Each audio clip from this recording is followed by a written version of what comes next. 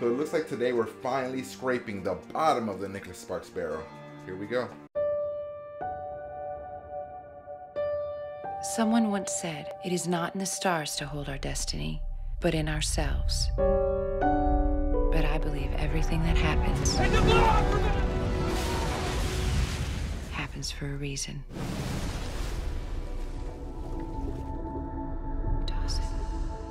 Hey, how's it going, everybody? Steven here, and today we're talking about the new Nicholas Sparks book-to-film adaptation, The Best of Me.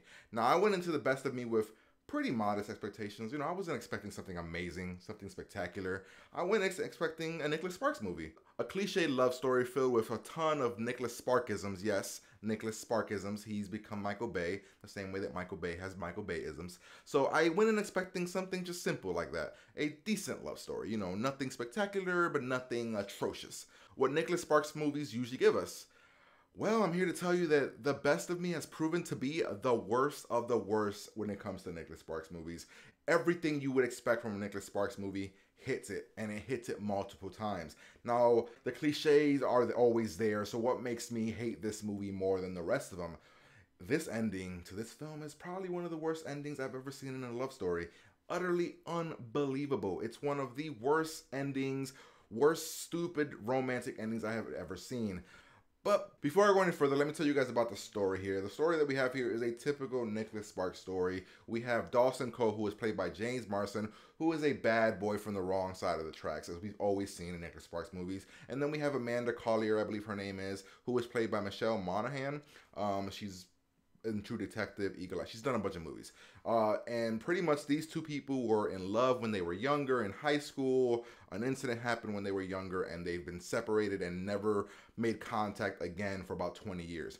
Now it's 20 years later, a friend of theirs passes away. They come to the funeral and they reconnect and the sparks are still there, what you would expect in these kind of movies. That's the story. It's about this woman who is now married and has a family, and this guy who went away for a long time and is now back, and they're still in love with one another, but they have their own lives and they have to figure out how to make things work. But of course, they are put in situations where they have to be close to one another, have to be together for their friend. And of course, things happen, as we've seen in the trailer. Romance ensues, and that is your Nicholas Sparks movie. The problems that I have with this film, well, before I get to the problems, let's talk about the good. The good in this movie is that James Marsden's character is actually pretty believable. You enjoy James Marsden as an actor, and he's okay. And the other pretty good thing about this movie is that it's a very pretty movie to look at. We have amazing background. You know, it's set in North Carolina, I believe, like all of Nicholas Sparks' movies. So it's really pretty, really amazing colors. And, you know, you got a lot of pretty people on the screen like you would expect. So that's the good. Now let's get to the bad. We have a ton of bad here. And I know what you guys are thinking. You're like, well, Steven, you're a man. You're an old guy. It's not a movie meant for you. And I get that. But I don't understand who this movie is meant for, because this movie is filled with cliches. Ton of cliches that they're just beating you over the head with how bad these cliches are. It's also filled with unlikable characters. I mean, the Michelle Monaghan character is not likable. The family members to both parties aren't likable. I mean, the movie has about 2 likable characters, and one of them is the Dawson Cole character, and the other one is the guy that takes him in. It's other than that, not one redeemable good person in this movie that you actually care about or want to see good things happen to them. Then you have the young versions of the characters in this film, because of course we have to do flashback moments, because that's what Nicholas Sparks loves to do. So in these flashback moments, we see these young characters and they look nothing like their adult counterparts.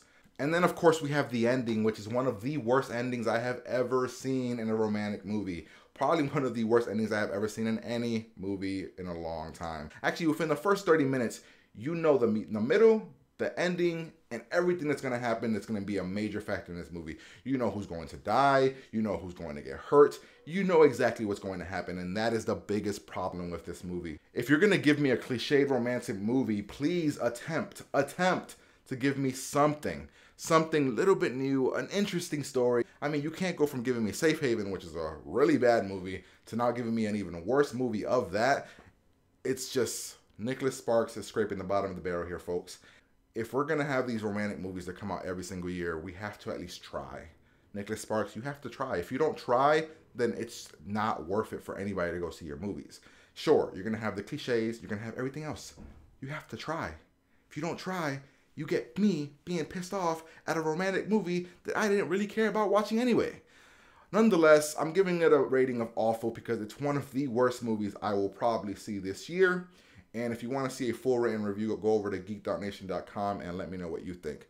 Hopefully you guys enjoyed my review, and I'll talk to you guys later. Hey guys, thanks for watching. Hopefully you guys enjoyed the review for The Best of Me, and you guys give me a couple of likes, subscribe to the channel, and check out geek.nation.com. If you do so, I would greatly appreciate it.